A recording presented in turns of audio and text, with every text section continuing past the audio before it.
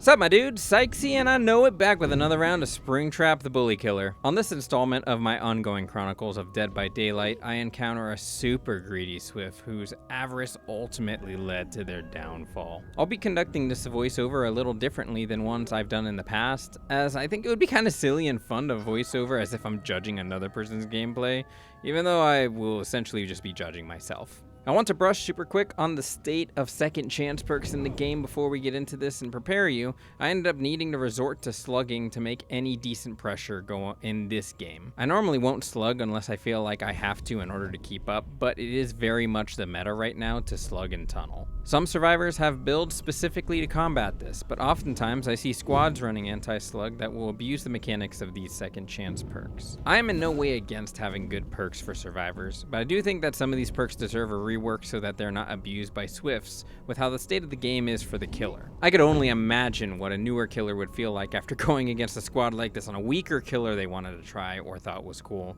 So this match goes out to all those killers who struggled in situations like these. I played this match shortly after rank reset, so I was in the dark on how my matches would go. I was also working on increasing my kill rate at the same time, so it was recorded during the stretch of time I would play less friendly. So with all of that said, grab some popcorn, keep your spring locks dry, and prepare to see your favorite purple guy sweat for his life. Let's hop into it. Alright, Macmillan Estate, let's see what we can do here. What did I bring in this match? I don't even remember. I mean, what did he bring this match? What do you remember? Oh, look, it's a looping build. Brutal, we got Enduring, Spirit Fury, and Lightborn. Lightborn, why? Who knows? Maybe there's some plasma in the lobby. Pop out here. Don't see anybody or anything. Hop back into the door. Alright, so what you gonna do now? Looks like you are searching for any kind of progress. There's someone there trying to get your attention. Not falling for it. Maybe saw a little bit of a hue change here. I personally really did not like one of the recent aura changes that they've made to the custom aura changes. They got rid of like one of the darker red ones. So seeing progress like for low progress on generators is incredibly difficult. All right, we got Chase gonna start here with Cheryl in just a second. See if he can catch up to her. She gonna take that window? She gonna take that window? Excellent, that's a hit, that's a free hit. Let's see how long it takes to get them. Chase is now officially started. Okay, going around that pallet. Is Cheryl gonna loop? Nope, Cheryl's just gonna hold W and go on through. Gonna go to this pallet, this loop into bed. Probably not the best idea against a spring trap, since you can, oh, whoa, you could if you were a good spring trap actually land your axe hits. All right, hooking around here. Here a little bit of progress to the left. Decide to interrupt. Oh, my bad for the mic hit. Try to see if I could smash that Neo with a fire axe real quick. That didn't work out. Looping around. Seeing if I can get over the boxes again. Yet again. Not a hit. They get the pallets done, and now they got distance. Alright, see that the Cheryl hooks around. Nice orbital. That's a nice one. Pick up. Trying to fake for any kind of flashlight. Oh, okay. And then that's when we notice, oh, we got some saboteurs here. All right. They're going to swarm a little bit. They got a gen done. That's fine. One gen for one hook state. Not entirely indicative on how the match is going to go, even though we know that this generator has quite a bit of progress. We see that they definitely were working on this a second ago. So maybe they're close enough and we're rotating around to see if they could get the unhook. Don't see any scratch marks. Let's hop back over here, see if there's any progress on any generators. I am predicting myself so right now. I'm actually doing this first try, guys. First try. So we see that there's decent progress here. Throw the axe trying to predict that they're going to try to keep line of sight broken.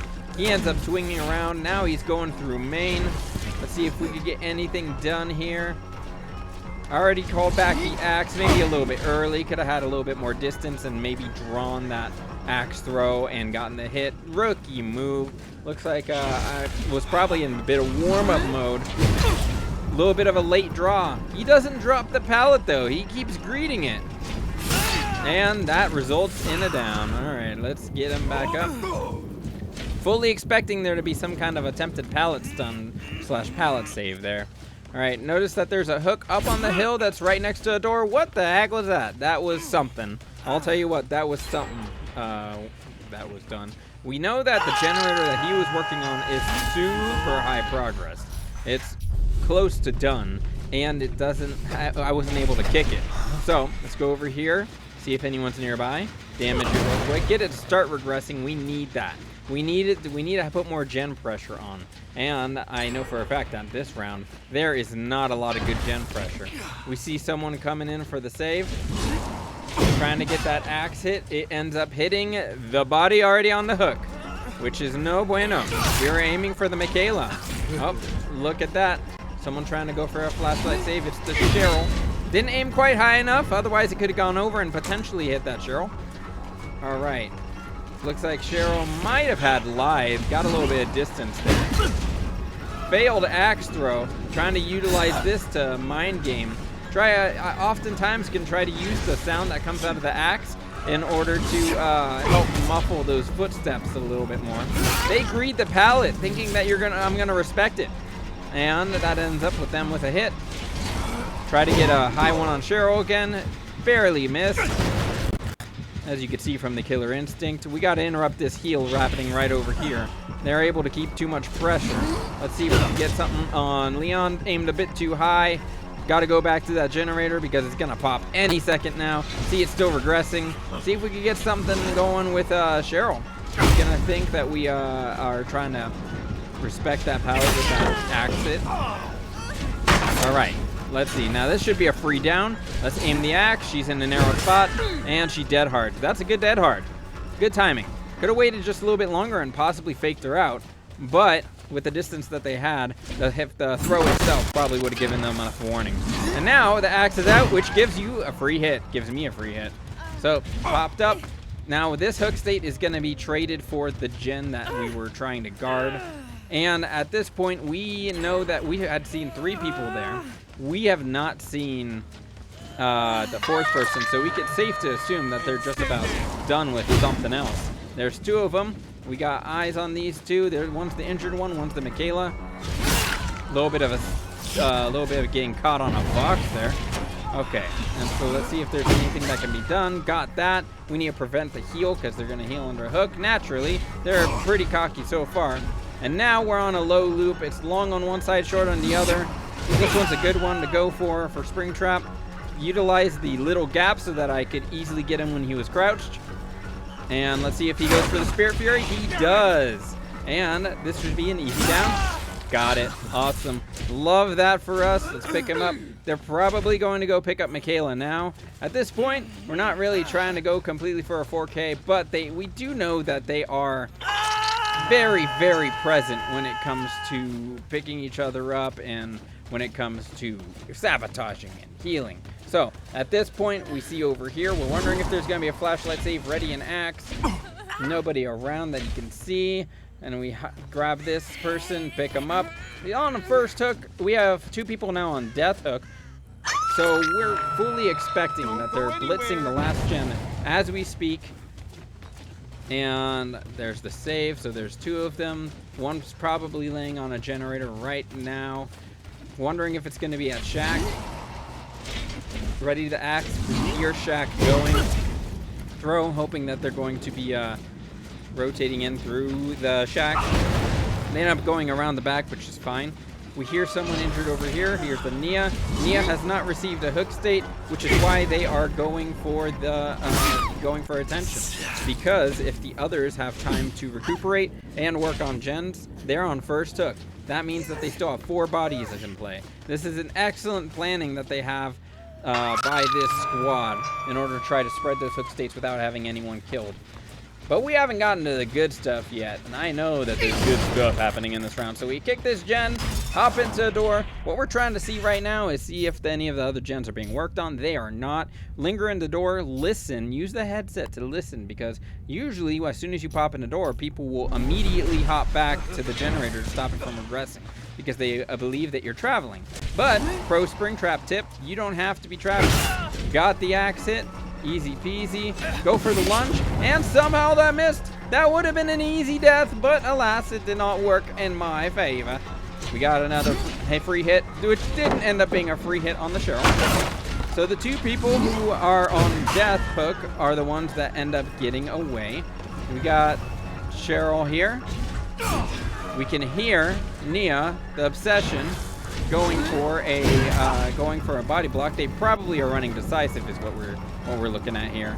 So we see over here that they're rotating around. We hear Cheryl. We grab her. We hear Nia over on the other side. Probably going to be going for a saboteur play, which is why we need to down her next. Awesome. Got her. She's in a pallet. Don't give them time to come rush and do a pallet save. And that's why we go around. We hear someone actually going to pick up Cheryl. We turn around and she's already picked up. You see scratch marks over there. We hear her coming back here. Ready up the axe throw. It's a little bit of a wide area, and so I miss by a hair. And there we go. Pallet's done. We got another one out of the way. Now we have Spirit Fury active. So if we're able to bait another pallet stun, we'll be able to get a free down on Cheryl. Tried going around unsuccessfully. We hear that Michaela is over here really trying to take that last hook state. Super altruistic. So put an axe in her and just move on because we want this Cheryl. We need this kill if we want any kind of progress. They already pre-dropped the pallet. They are smart. Come over to Cheryl. We got them, and we already see that the Nia's over here as well, trying to get a sabotage to prevent me from hooking. So I believe it was the Nia, or it was the Leon. It was one of them. I actually believe it was the Leon. Now, if I'm remembering correctly, I didn't see totally correctly. Yep, and there goes the other sabotage, and we can hear Leon rotating in order to get the pickup. And so we go, and we go right past him, thinking Nia's gonna come, and she does indeed. So we got the hit on Cheryl. We have Michaela on the floor. Go for an exit, and it works. Nice dead hard. He ends up hitting. We're gonna expect that he probably has We're Gonna Live Forever, but we need to make them men. We need more pressure. All right, we know that Cheryl is inside of a pallet right now. Cannot go for a safe pickup with all of these people swarming. We have Nia swarming out in the open. We have Michaela at this modified TNL. We have Leon sitting in the jungle gym, which is palletless. But all this is still very close together. This ends up with the down on Leon. Now we have two people down. They're still greeting. Miss on the axe throw for Michaela. We have two people on either side. We're just waiting to see if we could bait one in. If we have three people down, then it's going to be an easy win at that point. We got Michaela in close. Got to mind game her. End up not mind gaming her and totally fumbling it, but it doesn't matter because I got the body block and I got the down on the Nia. And this is where the DCs start. The sabotage hooks are now back. Their plan went down the gutter, and because they greeted so much, because they didn't just leave when Michaela was down, and because they had to get that flashlight save, that sabotage, that pallet stun to save, it ended up costing all of their lives. And so you see that there really wasn't a whole lot of tunneling or slugging, no slugging, especially to the very end. But there wouldn't have been a need to, and they all could have gotten out alive if they didn't group so hard. So that's really the fault of the survivors in here. And really, that's the end of the match. This is a lesson to all the survivors out there. If you don't read it, you're probably going to be able to get out alive. Like, look at how this team played. This team played really well, except for the very end where they decided to be so greedy to come in for those saves. If they had left it with Michaela, if they had just ran and held W, if they had just sacrificed one person, let them go on hook, three of them could have gotten out alive. That's still a win. At best, it could have tied if I had some really good axe throws. But as you can see, there were only a couple that were landing in this match, and that ends with the death of all. Well, that's the way that the cookie crumbles. So let's go ahead and stop on a screenshot here. So as you can see, this was a coordinated survive with friends because we have every single one of them running We're Gonna Live Forever. Two of them were running Made for This. We have multiple dead hards in the lobby and two background players, which is kind of crazy to me that they were trying to use these perks so aggressively against me at the very end there. They didn't need to use any of these perks in order to get a win. At the end of the day, when we were closer to the end of the match, I was in a complete loss situation. There was not much I could do. I possibly was going to get one kill. And then the last, if they had reset, they would have been able to have a 3-man out easily. This would have been an easy win match for them, but it ended up with all 4 of them slugged because they got so greedy for that 4-man escape that they ended up completely throwing the match, and all 4 of them ended up dying, and resulting in a complete win for me playing as the killer when I was not in a good position to get any kind of win. I was not doing any kind of tunneling or slugging or anything of that nature before that. But it's due to the survivor greed that people using these perks against the killer aggressively. Whereas I can understand how these perks were intended to be, like what their intended effect was to be on the game. Like, I don't really have a problem with how the perks work. I have a little bit of a problem with how they're being used currently with the current metas going on in Dead by Daylight right now. Because when these perks are used so aggressively, it makes the game absolutely impossible and miserable for any killer, especially when they pair it up all like this and they synergize so well. There isn't really a good way to combat this. If a killer does want to get a win and not be in the position that I was in, where maybe they can get a 3-man kill, ended up only get a 1 kill, which is what I was on track for, then they would kind of resort to having to tunnel or slug or a little bit or something like that. But this kind of perks, this kind of loadout, these kind of plays make it so that the power shift is completely on the survivor side, because they can utilize this against you as much as they want, and there is no cap or limit to how much they're able to get out of this, the value they're able to pull out of each one of these perks. That's the real problem. The real problem in the end is the perk design and the survivor greed stacked on top of that. That's what resulted in their loss. That's where they went wrong, and that's where they ended up throwing the whole match.